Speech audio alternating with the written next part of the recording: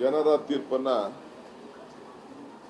ಕಾಂಗ್ರೆಸ್ ಪಕ್ಷದ ಅಧ್ಯಕ್ಷನಾಗಿ ಗೌರವವನ್ನು ನೀಡ್ತೇವೆ. ಇಡೀ ದೇಶದಲ್ಲಿರ್ಬೋದು, ರಾಜ್ಯದಲ್ಲಿರ್ಬೋದು.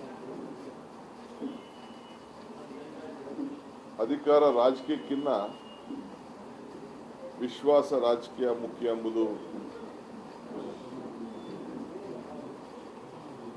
ವಿಶ್ವಾಸ ರಾಜಕೀಯ ಗೆದ್ದಂತಾಗಿದೆ. ಆದರೂ ಭಾವನೆ ಸೋತಿದೆ, ಬದುಕು ಗೆದ್ದಿದೆ ಇಡೀ ರಾಷ್ಟ್ರದಲ್ಲಿ. ಏನು ಬಿಜೆಪಿಯವರು 400ಕ್ಕೂ ಹೆಚ್ಚು ಸೀಟ್ ಬರ್ತೀವಿ ಅಂತ ಹೇಳ್ತಾ ಇದ್ರು, ಅದಾಗಿಲ್ಲ. ನಮ್ಮ ಸಾಧನೆ, ನಮ್ಮ ರಾಜ್ಯದಲ್ಲಿ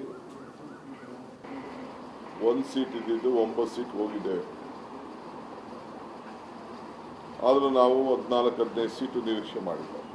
ಬಟ್ ನಾನು ಏನು ಫಲಿತಾಂಶ ಬಂದಿದೆ ಅದನ್ನು ನಾನು ಸಂಪೂರ್ಣವಾಗಿ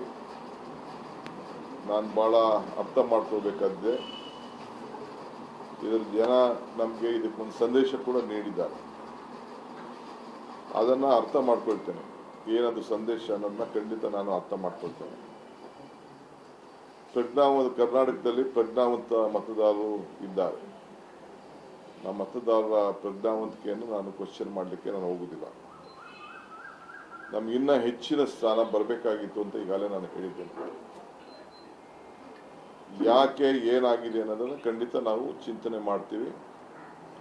ಎಲ್ಲೆಲ್ಲಿ ಹೆಚ್ಚು ಕಮ್ಮಿ ಆಗಿದೆ, ಜನ ಎಲ್ಲಿ ಒಪ್ಪಿದ್ದಾರೆ, ಎಲ್ಲಿ ತಿರಸ್ಕಾರ ಮಾಡಿದ್ದಾರೆ ಅನ್ನೋದು ಕೂಡ ನಾವು ಸರಿಪಡಿಸ್ಕೊಳ್ಳಿಕ್ಕೆ ನಾವು ಪ್ರಯತ್ನವನ್ನು ನಾವು ಮಾಡ್ತೇವೆ.